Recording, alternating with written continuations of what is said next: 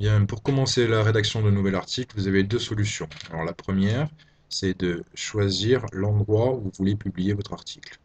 Alors par exemple, on va choisir ici la rubrique en classe et ailleurs. On laisse la souris dessus, ça s'ouvre. On va choisir la sous-rubrique, par exemple des sciences. Je vois ici donc la sous-rubrique avec les articles en cours de rédaction, il n'y en a pas ici, les différents articles qui ont déjà été publiés. Et puis dessous, j'ai un bouton écrire un nouvel article. Et je vais pouvoir commencer ma rédaction ici.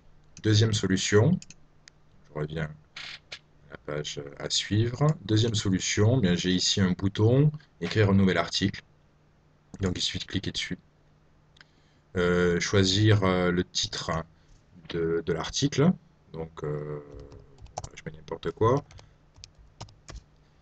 Et ici, très important, il va falloir choisir l'emplacement de votre article. Donc ici, on va cliquer sur la petite loupe qui va nous ouvrir une petite arborescence. Donc ici, on a l'équivalent de ce qu'on avait tout à l'heure, c'est-à-dire les différentes rubriques. Par exemple ici, en classe et ailleurs. Ici, donc les sous-rubriques. Je choisis par exemple des sciences. Et ensuite, je n'oublie pas de cliquer sur choisir. Donc ici, je vois bien que le- la rubrique a été choisie. Voilà.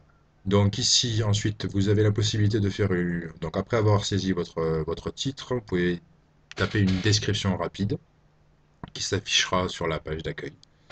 Ici, vous avez la possibilité de référencer, de donner un lien hypertexte vers un site qui peut être intéressant pour prolonger le sujet de votre article. Et ensuite, vous allez ici taper votre texte, etc., hein. On verra ça dans une prochaine fois. Et quand j'ai terminé, donc, je vais enregistrer mon article. Donc ici, voilà, mon article, l'auteur, ici, le texte, bon, qui est très limité ici. Voilà.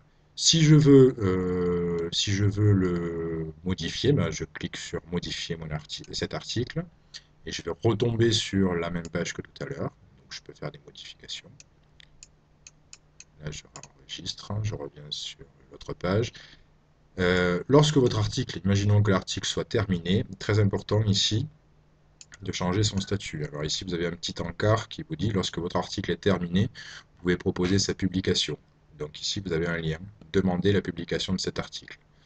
Donc ici, si on regarde sur le côté, ici, on voit que votre article est en cours de rédaction. Donc vous pouvez le proposer à l'évaluation, ou alors le mettre à la poubelle si vous voulez vous en débarrasser. Donc le proposer à l'évaluation, ça veut dire qu'il sera visible par l'administrateur, qui va pouvoir le valider pour qu'il soit publié en ligne. Voilà. Donc que je clique ici ou ici, j'obtiens le même résultat. Donc on va cliquer là par exemple. Donc on met OK. Et normalement, voilà, ici l'article est proposé à l'évaluation.